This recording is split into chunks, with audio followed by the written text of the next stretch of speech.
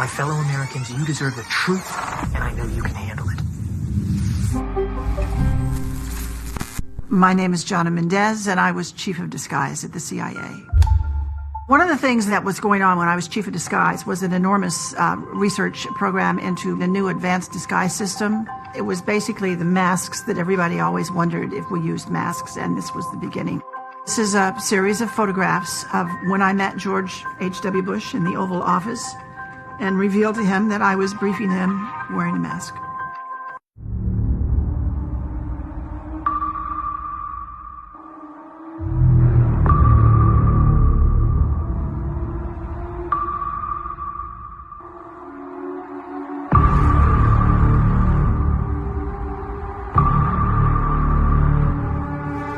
Now, in particular, and regarding this photograph, it is a Getty's image photograph. If you go to the link, you can see the photographer, all those kinds of details, who took it.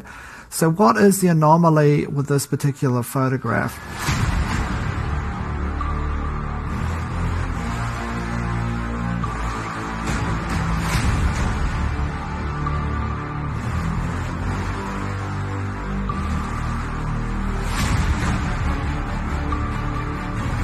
Do you have any people paid by the CIA who are working for television networks? This, I think, gets into the kind of getting into the details, Mr. Chairman, that I'd like to get into in executive session.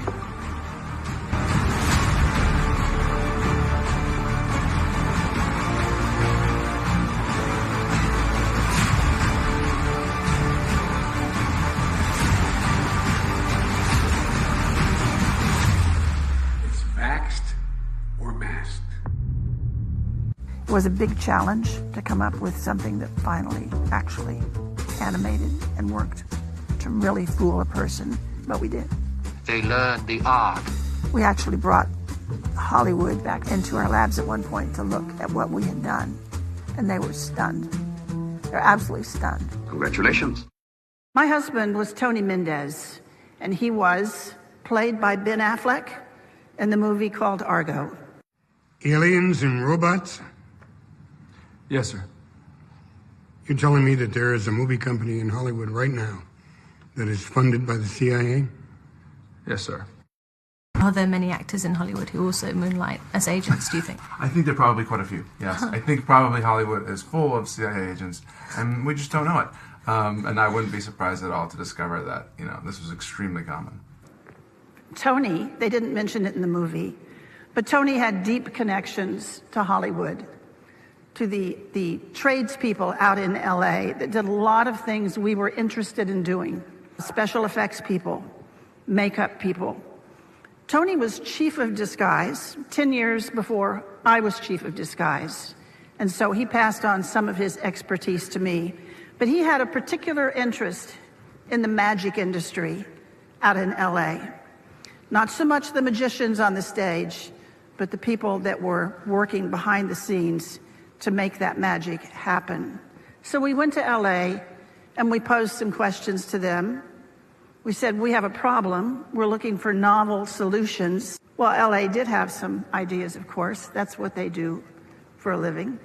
They introduced us to a new concept. They said, what you are calling an operation, we call a performance. That's what we do. We put on performances. And before we start working on that performance, we have to define the stage that the performance is going to take place on. Then you have to know who your audience is. Who are you playing to? Who are you trying to fool? Once you assemble those two pieces, you can pretty much choose the time and choose the place and simply overwhelm them with your performance. Then they showed us some tools that they used. The one that really caught our eye is what's called a stunt double mask. You all know how they're used. When the movie star is so famous or so good looking that they can't risk damaging him. We liked the idea of stunt double masks. They're quick on, they're quick off. They dramatically change your appearance. And we started using them and found them to be valuable to our operations. But that audience piece of it did not allow you to get close enough to one of those masks before the illusion fell apart and you saw it was a mask. So we went back to our disguise labs out at Langley, and we invented a whole new genre of masks. Masks that are so good, that are so realistic, that you can actually get up close and have a personal contact with someone for an extended period of time. They're good enough that you can brief the President of the United States in the Oval Office wearing a mask. And he isn't sure if it's you or if it's someone else. Those masks were the beginning of a whole new generation of work that we did at the CIA. Once we could make these masks that fit you so well, then we discovered we could make a twin. We could make another you. There could be two of you. We could actually make 5 or 6 of you, but usually one extra was all we needed. We will respond accordingly. God bless you all, and may God protect our troops.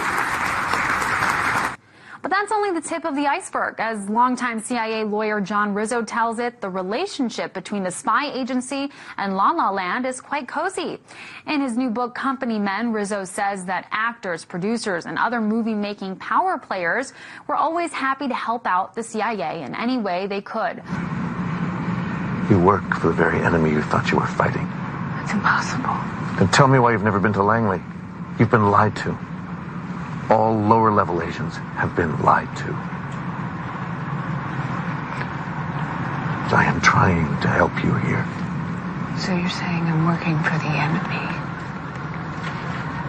And that you are the enemy? Sydney, this is your last chance. You have to go.